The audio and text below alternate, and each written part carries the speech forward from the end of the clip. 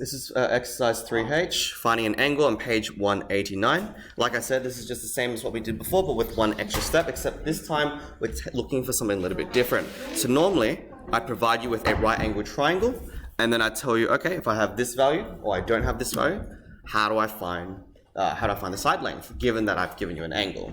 In this case, I'm going to be providing you with the side lengths, and then you have to find the angle. It's really easy, it's the same thing. All you have to do is a different button on your calculator. So let's go into example without using a triangle. Let's go ahead and just do it with an equation form. So let's have sine of theta equals to 0.3907. Okay?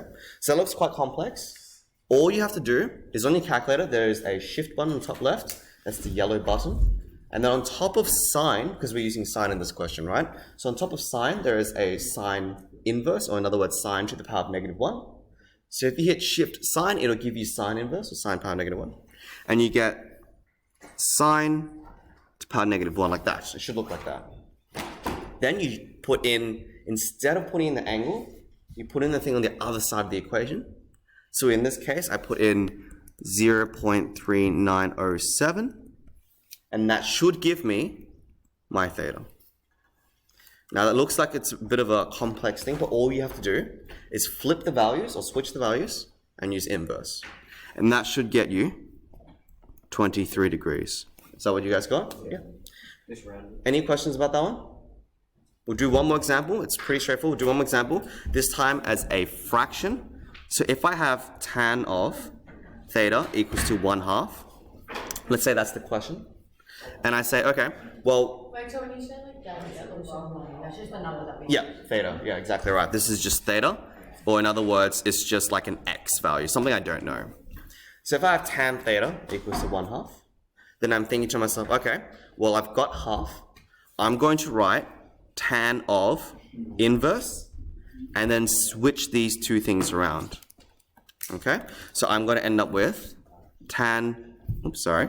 I'm going to go back and I'm going to end up with tan of 1/2 equals to theta.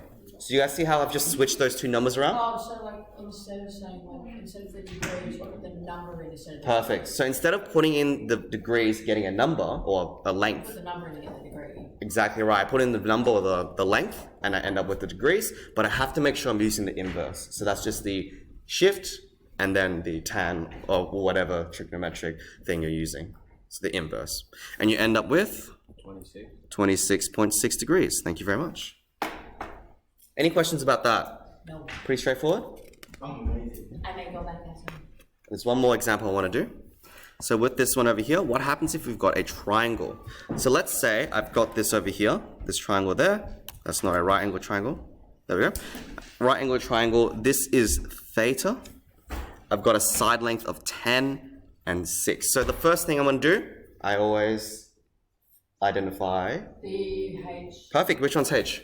E10. Good. This is H. Which one's A? The bottom one. Bottom one. Good, because it's touching the angle. And which one is opposite of the angle? 6. Good.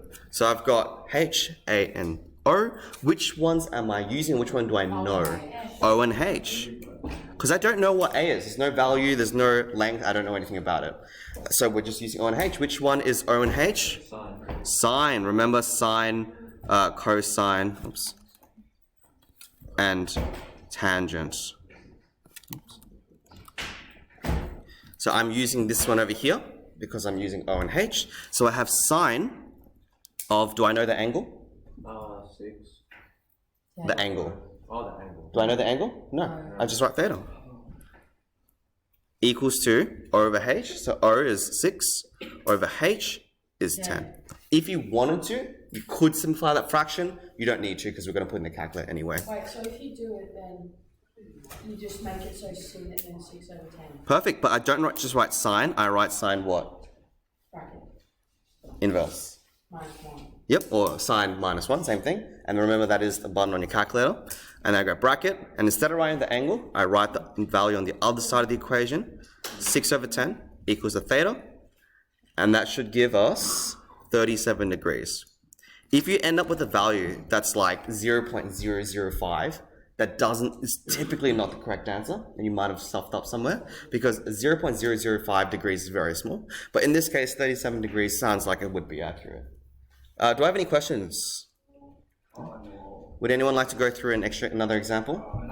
No? You guys reckon you're good? Alright, so make sure you copy those notes down and then get started on those questions there as well.